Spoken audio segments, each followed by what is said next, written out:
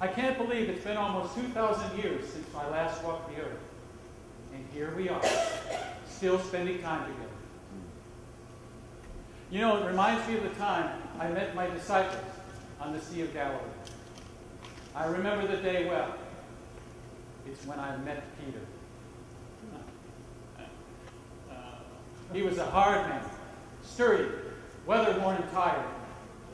But I wish you could have seen the look on his face when I said to him, "Toss your net into the water one more time." His eyes looked at me as if to say, "Who is this fool?" But I didn't command him.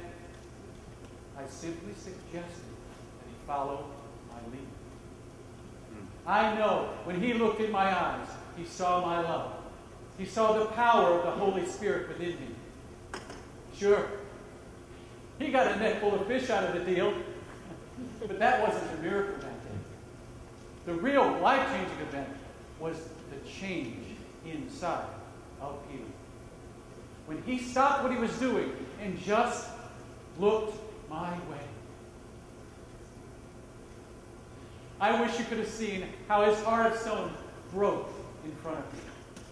How in that moment, all the self-centered thoughts that he had melted into the river of my love. I smiled so broadly because I saw in my mind all the moments that we would share together and the destiny that was unfolding. The destiny for believers forever. Awesome is the word. Awesome. It was all about the new covenant. You see, I knew where I was going. I knew that the whole purpose of my life was to be a sacrifice for all mankind. I knew what it would cost me. But before I would go to Calvary, there were preparations that had to be made. Soon, I had 11 more disciples like Peter. Well, I must admit, I had fun choosing this mismatched bunch of ragamuffins. But they weren't all fishermen. There were carpenters, professionals, and there's even a treacherous, traitorous tax collector. Ooh! There were also many women who played a crucial role in this life-changing event. It was women who followed me from Galilee and took care of all my needs. It was women who stayed at the foot of the cross until I gave my last breath as a man. And it was to women that I first revealed myself after I had risen from the dead. I think it's safe to say that these men and women were in the right place at the right time. Over and over, I would try to instruct them using stories, parables. But 9 times out of 10, they would miss the point completely. I wish the Bible could share how I laughed with them. The closest the Bible comes, where Luke writes, "At that time, Jesus, full of joy in the Holy Spirit, said, 'I praise you, Father, Lord of heaven and earth, because you have hidden these things from the wise and learned and revealed them to little children. Oh, Father, for this was your good pleasure.'" Imagine, it was my Father's good pleasure, really enjoying his creation. Think about it. They would try so hard to understand, only to be completely confused, or even worse, waging arguments among themselves. But I love them more than words could express, even when they blew it. One of my disciples, Philip, he came up to me one day and said to me, "Lord, let us see the Father. They don't all make sense." I said to him, "Oh, Philip, so long I have been with you, still you don't know who I am. You see, my Father is in me, and I am in my Father.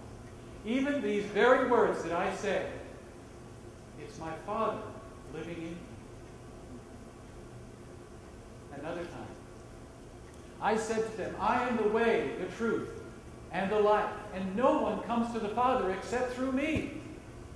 Well, when they heard that, they looked at me and said, this man is a few fish short of a catch.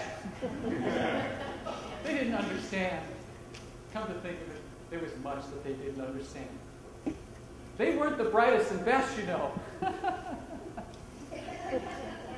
But they were the ones chosen by my Father and I. They were absolutely perfect. Each one with a specific role and specific fruit to bear, just like you.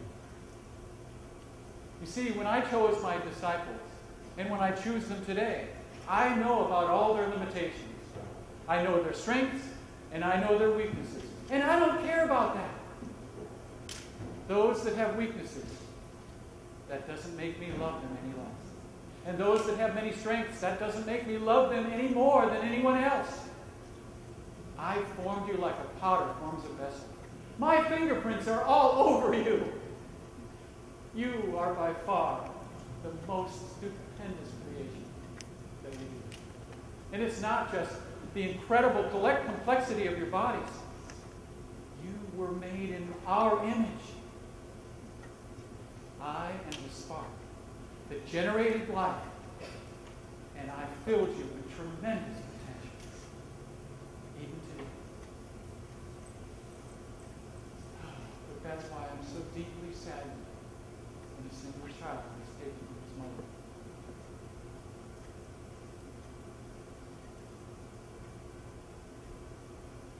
You see, I created your inmost being. I knit you together in your mother's womb. You were fearfully and wonderfully made, and my works are wonderful. My eyes saw your unformed body, and all your days written in the book of life before they came to be. You see,